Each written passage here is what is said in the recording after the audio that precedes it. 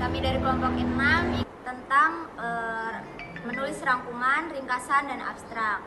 Sebelumnya, alangkah baiknya kita perkenalan dulu. Yang pertama, nama saya Eka Safitri sebagai moderator, dan saya Niken Ayu Permata yang menyampaikan pembahasan tentang menulis rangkuman dan pengertian rangkuman. Saya Nining Apriani yang akan membahas abstrak dan fungsi abstrak. Saya Mevri Batista yang akan menyampaikan tentang materi ringkasan. Oke, langsung saja kita bahas tentang materi pertama, yaitu menulis rangkuman.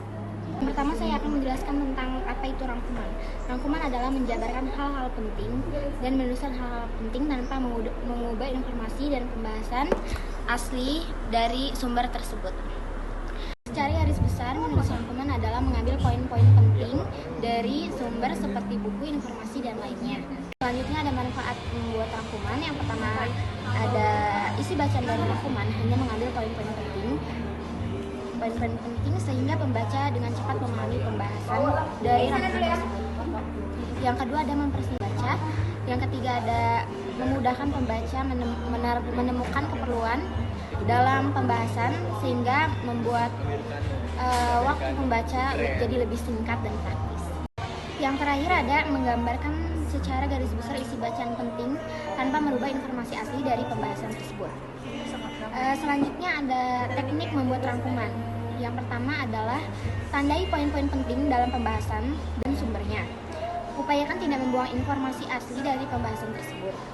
Yang selanjutnya buat kerangka dan kembangkan menjadi rangkuman. Selanjutnya bacalah kembali hasil rangkuman dan akan terlihat kelebihan dari rangkuman. Sebuah rangkuman tanpa mengubah dari pembahasan asli tersebut. Terima kasih. Pembahasan yang selanjutnya dilanjutkan oleh rekan saya Alfi. Terima kasih kepada Niken. Selanjutnya saya Alfi Mevri Batista akan menjelaskan materi tentang ringkasan. Ringkasan atau disebut dengan presis yang mempunyai arti memotong adalah suatu cara untuk menyajikan karangan dalam bentuk sajian yang singkat. Ringkasan yaitu penyajian secara singkat yang dapat memudahkan kita dalam mengingat isi sebuah buku atau uraian yang panjang. Adapun tujuan ringkasan yaitu bertujuan agar mudah memahami dan menguasai isi sebuah buku dan karangan. Ciri-ciri ringkasan ada 4, yaitu 1. Mengungkapkan kembali apa yang telah diungkapkan pengarang. 2. Mengungkapkan kembali sebuah karangan atau naskah bacaan secara singkat. 3. Susunan ringkasan, sudut pandang, dan isinya mengikuti karangan asli. Yang keempat, menggunakan kalimat yang pendek dan senada dengan kalimat naskah asli seluruhnya untuk mengetahui kesan umum, maksud pengarang, dan sudut pandangnya. Yang kedua, mencatat gagasan utama. Semua gagasan utama atau gagasan yang penting harus dicatat atau digaris bawahi. Yang ketiga, membuat reproduksi, yaitu menyusun kembali suatu karangan berdasarkan gagasan-gagasan utama. Sekian materi ringkasan dari saya. Selanjutnya saya akan menyerahkan materi abstrak kepada Nining. Terima kasih. Baik, saya akan melanjutkan materi selanjutnya, yaitu materi abstrak. Yang pertama, pengertian abstrak. Abstrak adalah sebuah ringkasan atau ringkasan dari sebuah karya ilmiah yang ditunjukkan untuk membantu seorang pembaca agar dapat dengan mudah dan cepat untuk melihat tujuan dan penulisan.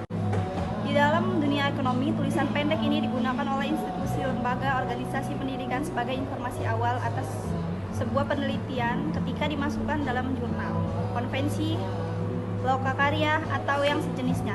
Komponen utama laporan penelitian. Dalam setiap laporan hasil penelitian, abstrak bekerja sebagai salah satu komponen yang harus dalam bagian awal laporan hasil penelitian. Tanpa keberadaan abstrak, sebuah laporan hasil penelitian tidak menjadi lengkap sehingga lebih sulit untuk dipelajari. Yang kedua, gambaran umum mengenai isi laporan penelitian. Seperti yang telah dijelaskan di atas, abstrak merupakan tulisan singkat yang isinya adalah gambaran umum isi laporan penelitian. Tanpa abstrak, sebuah laporan penelitian menjadi lebih sulit untuk dipelajari, atau untuk mempelajarinya harus melihat seluruh bagian dari isi laporan penelitian terlebih dahulu. Yang ketiga, bahan pertimbangan bagi pembaca.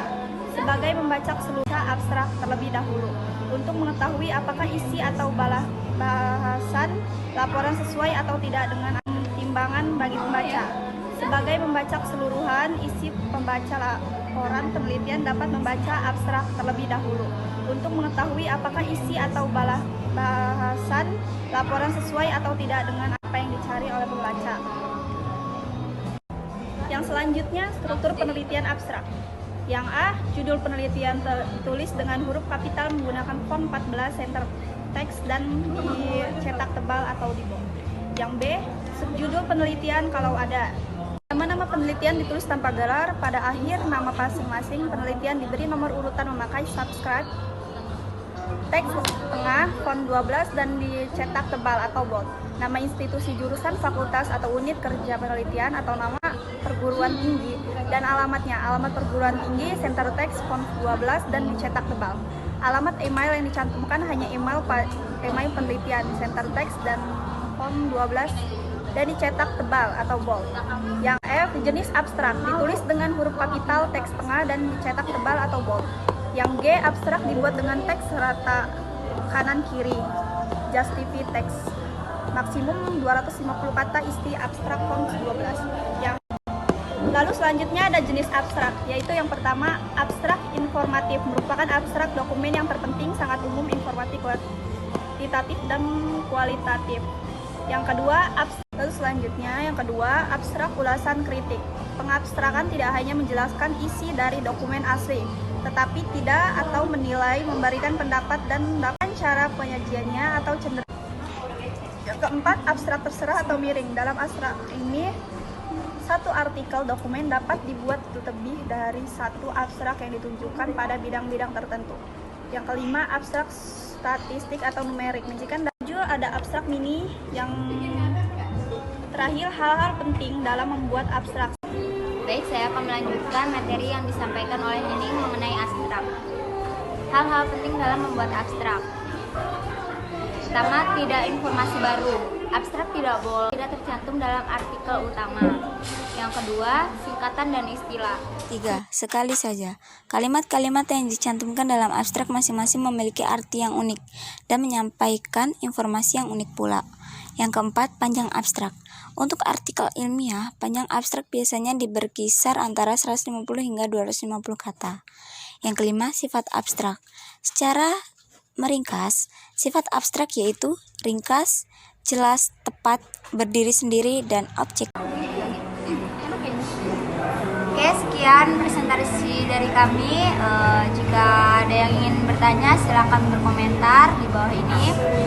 Jangan lupa di like, komen, dan subscribe. Wassalamualaikum warahmatullahi wabarakatuh. Kami